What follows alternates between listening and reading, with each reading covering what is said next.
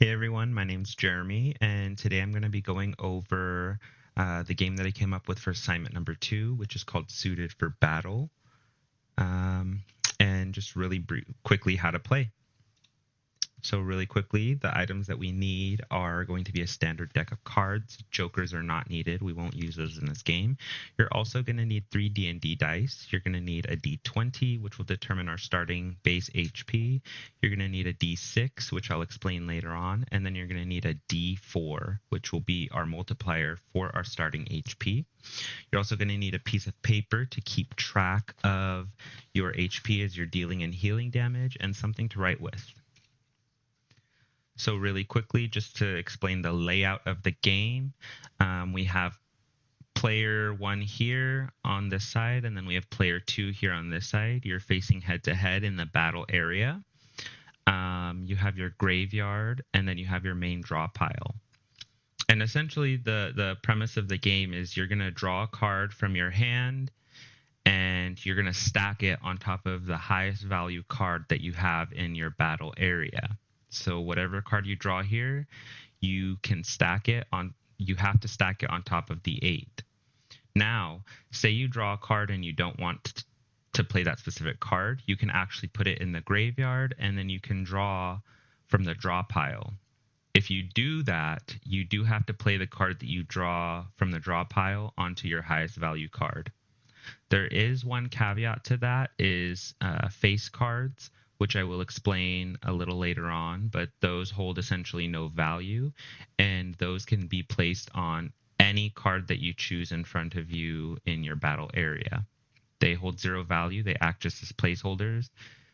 They can also be stacked upon. So say you had a face card here, you could choose to either, on your next turn, put the card on here or put it on your face card. So that's actually how the game is played. The rules and the objectives. So players essentially are taking turns battling head to head in the battle area by pulling cards from their hand or the draw pile and placing those into the battle area with the intent to eliminate their opponent's HP. So be prepared and be crowned the winner of Suited for Battle. The game is playable among 2 to 4 players and plays in a clockwise rotation for 3 or more players. There are 2 winning conditions. So the first is being, obviously, you will eliminate your opponent's HP to 0, or if there are no cards left for you to draw from your hand or from the draw pile, then you whichever player has the highest remaining HP does win the game. Just to go over the values of the cards. So numbered cards 2 through 10 are just that. That's how you're going to determine how much damage or health you are healing or dealing. So a 2 is a 2, a 10 is a 10. Aces hold a value of 10, and those are also used to determine how much damage you're healing or how much damage you're dealing. Face cards. So this is what I was explaining earlier. They hold no value. They're just a placeholder. So if a player does draw a king, queen, or a jack, they can place it on any card in front of them. They don't have to stick to the rule of placing it on the highest value card in front of them.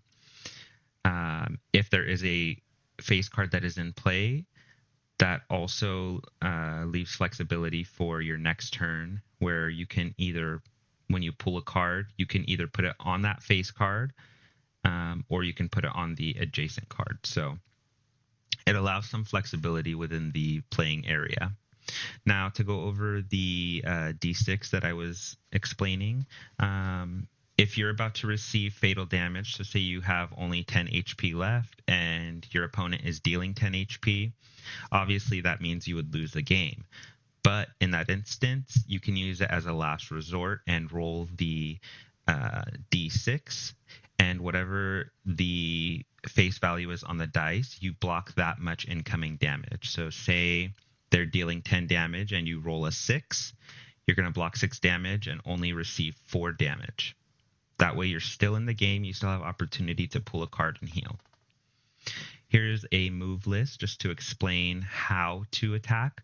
So 2 cards of the same suit attack and deal damage at the highest value. So you always deal damage at the highest value, with the exception if you block, which I will explain once we get there. Now, 2 cards of the same color, whether they're red, red, or black, black, will heal, and you always heal at the lowest value. This never changes, but this also does include 2 cards of the same suit. So if these were 2 diamonds, you could choose to attack or you could choose to heal. It's one or the other. Now, as far as blocking, 2 cards of opposing colors can block incoming damage. So say this person were to attack, they would be dealing 8 damage. But since this person can block, they can block the 8 and only receive the 2. So if you're blocking, you receive the lowest value. Just to go over the sequence of gameplay, this is exactly how the game is played. So each player is dealt 9 cards face down. You're going to roll for your starting HP. So your D20 will determine your HP, and then your D4 is your multiplier. So if you roll a 10 and then you roll a 4, your starting HP is going to be 40. The player with the lowest HP is considered player 1, and they get to take the first draw. So both players will lay once the cards have been dealt, both players will lay their first 2 cards onto the battle area, and then player 1's move begins. So they'll draw from their hand, and they can choose to either keep the card and play it in the battle area by placing it on the highest value card, or they can discard that card and draw from the main pile. If they choose to draw from the main pile, they have to play that card in the battle area. Once they play their card, that's when they make their move and choose to either attack or heal. And then from there, once they make their move, their turn ends, and then player 2's turn begins. So I hope that explained it for you.